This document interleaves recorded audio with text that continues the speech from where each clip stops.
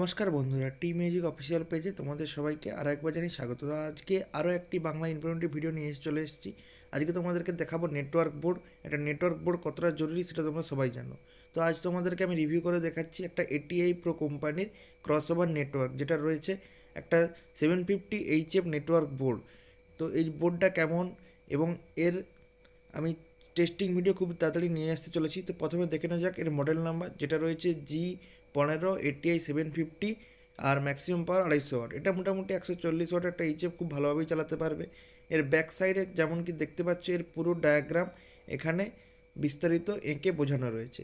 আর আপনারা যদি ফ্রন্ট ভিউটা দেখতে পাই, তো একটা নেটওয়ার্ক বোর্ডে মোটামুটি যা যা মডিউল লাগে, ট্রান্সমিটার, সব কিছুই এখানে খুব ভালোভাবে ইনস্টলেশন করা রয়েছে।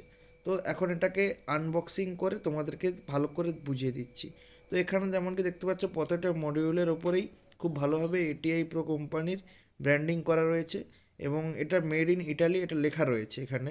আর এর যদি আমি তোমাদেরকে কানেকশান দেখাই, তো এখানে পুশিং নব দিয়েছে, যেটা কিন্তু খুবই ভালো করেছে আমার মতে। আর এগুলো মোটামুটি আমি ব্যবহার করে মানে হাতে নিয়ে বুঝতে পারছি যে বিল্ড কোয়ালিটি কতটা সুন্দর করেছে কোম্পানি। আর এর পেছনে যাতে তুমি ডাইরেক্ট বক্সে লাগাতে পারো, তার জন্য ছোটোখাটো বাম্প দিয়েছে, যেগুলো মানে বক্সের সামনে লেগে রাখবে না, কারণ নেটওয়ার্ক বোর্ড তো অনেক হিট হয়। তো সেটা যাতে না কোনো রকম বক্সের ভিতরে প্রবলেম সৃষ্টি করে, তার জন্য এখানে বাম্পও করেছে। আর যদি এই ইনফরমেটিভ ভিডিওটি তোমাদের ভালো লাগে, তাহলে অবশ্যই চ্যানেলটাকে একটা সাবস্ক্রাইব করে দাও আর ভিডিওটিকে